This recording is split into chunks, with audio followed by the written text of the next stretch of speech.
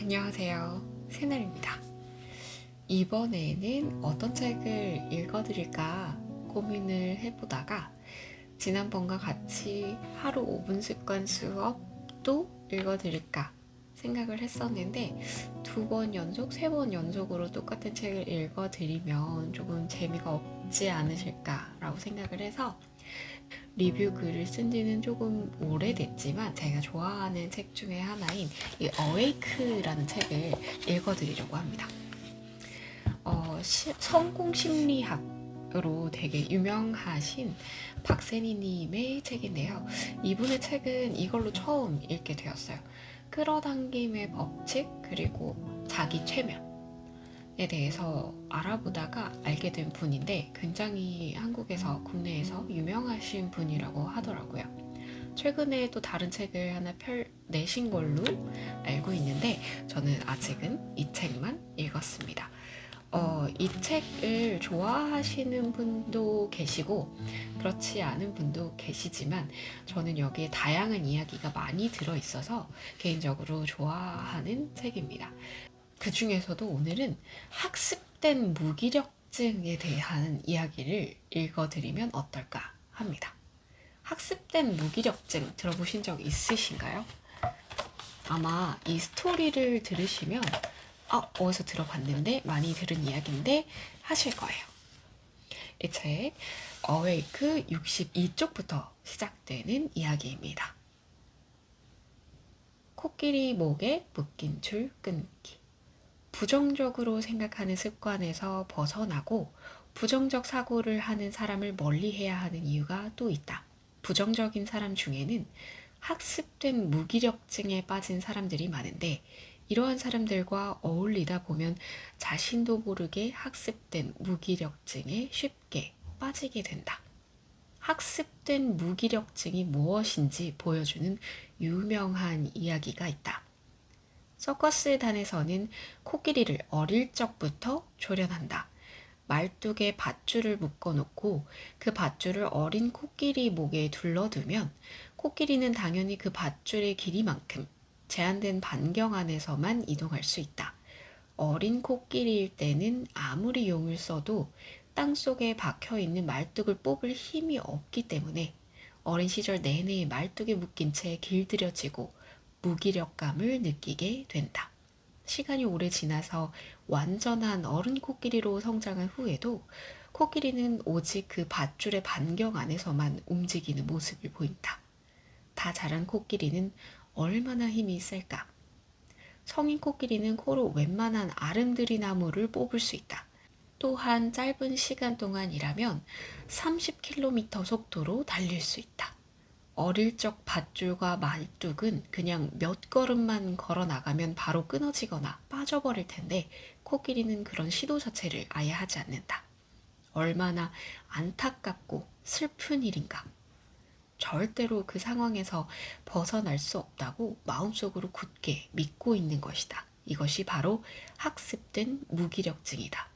어렸을 때 느꼈던 그 무기력감은 성인이 되어 강력한 몸과 힘을 갖춘 상태에서도 그대로 적용되어서 살짝만 힘을 줘도 맥없이 빠져나갈 말뚝에 정신을 지배받고 만다. 코끼리만 그러는 것이 아니다. 고양이는 점프력이 좋기로 유명한 동물이다. 그런데 30-40cm 높이의 투명한 아크릴판을 고정해 두면 위로 뛸 때마다 머리를 부딪히게 된다. 그럼 이내 고양이는 아크릴판보다 낮은 높이로만 도약하는 서글픈 존재로 전락하고 만다. 인간도 마찬가지다. 도전하는 일마다 반복해서 실패한다면 그 사람은 도전 자체를 할 수 없는 사람이 될 수밖에 없다. 하지만 현실에서의 실패 경험뿐 아니라 실패하고 일이 잘못되는 상상을 매번 하는 것만으로도 우리의 무의식은 이를 실제처럼 받아들인다. 그러면 점차 그 일을 실천할 엄두도 내지 못하게 되는 것이다. 1967년 미국의 심리학자 마틴 실리그만은 개를 통한 일련의 작은 인센티브 보상 실험이 자칫 개를 학습된 무기력에 빠질 수 있게 할 수 있음을 발견했다. 실험자들은 특정 주파수의 소리를 들려준 다음 전기 자극을 가하는 행위를 반복하면서 소리가 들릴 때마다 개가 회피를 시도하는 학습을 하도록 유도했다. 그러나 개는 자신이 어떻게 해도 고통스러운 전기 자극을 피할 수 없다고 판단하게 되었고, 곧 아무리 전기 자극을 주어도 피하려는 시도조차 하지 않게 되었다. 이는 실험의 목적이 무엇이든 어떤 개체가 부정적인 환경에 지속적으로 노출될 경우 학습된 무기력에 빠질 수 있다는 것을 보여준 것이다. 연구자들은 처음에는 전기 자극을 피하던 개들이 더 이상 반응을 하지 않자 개가 일관성을 보이지 않는다고 불평했었다. 하지만 유년 시절부터 자신의 아버지가 평생을 우울증에 시달리며 고통스러워하는 것을 보았던 셀리그만은 이 현상을 목격하는 순간 단번에 개가 학습된 무기력에 빠졌음을 간파했고, 이는 그가 사람의 학습된 무기력과 우울증 연구에 매진하는 계기가 되었다. 그런가 하면 개인이 아닌 조직을 대상으로 한 실험도 있다. 실험자가 한 무리의 원숭이들이 있는 우리 천장에 바나나를 줄로 매달아 두었다. 바나나를 본 원숭이들이 그것을 먹으려고 줄을 타고 올라가자 실험자들은 호스로 찬물을 뿌렸다. 깜짝 놀란 원숭이들은 물 세례를 받고 다시 바닥으로 떨어졌다. 원숭이는 다시 바나나를 먹으려고 여러 번 시도했지만 줄을 탈 때마다 번번이 찬물이 쏟아졌다. 그러자 곧 어떤 원숭이도 줄을 타고 오르려 하지 않았다. 그리고 그 뒤로 원숭이들은 아예 바나나를 따려는 시도를 하지 않게 되었다.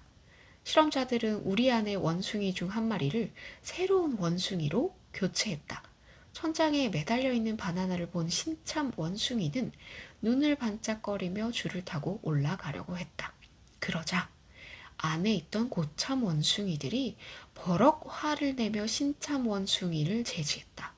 신참이 올라가서 바나나를 건드리면 자기까지 찬물을 뒤집어 쓰게 될 것이기 때문이다.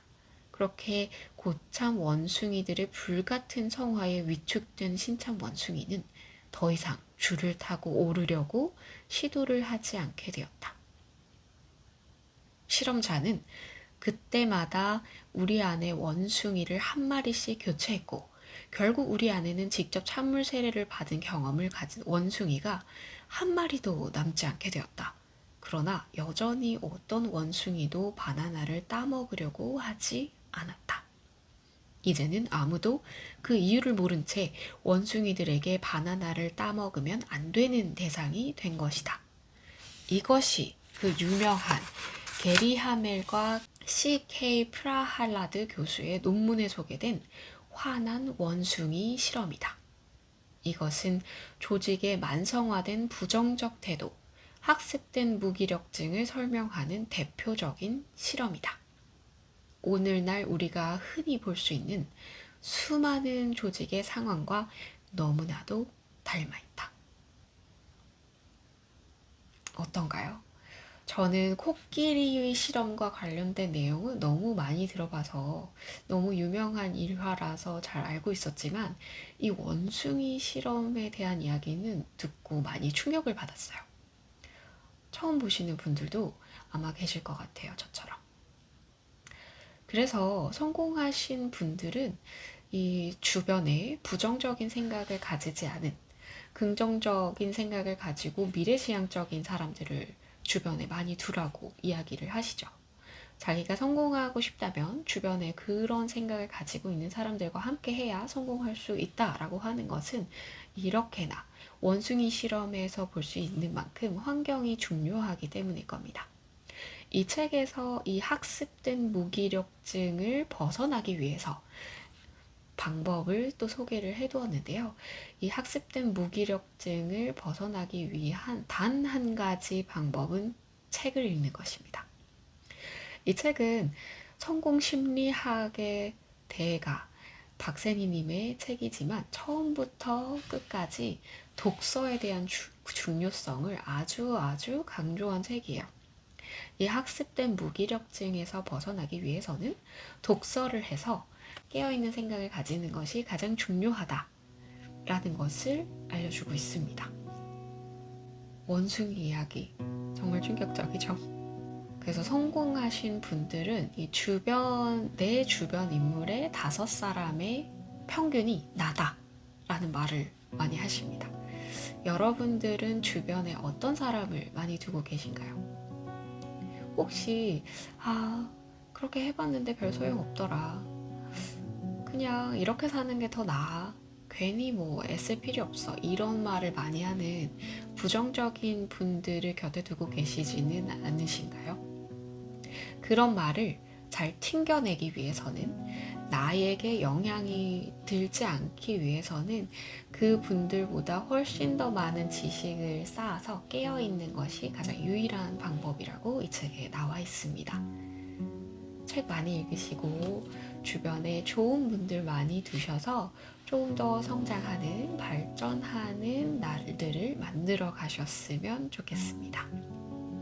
이 책도 뒤에 괜찮은 이야기들이 더 많아요. 그래서 시간이 되시는 분들은 한 번쯤 읽어보시길 추천드립니다. 끝까지 영상을 지켜봐 주셔서 감사합니다. 다음에 또 좋은 책 소개로 돌아오겠습니다. 감사합니다.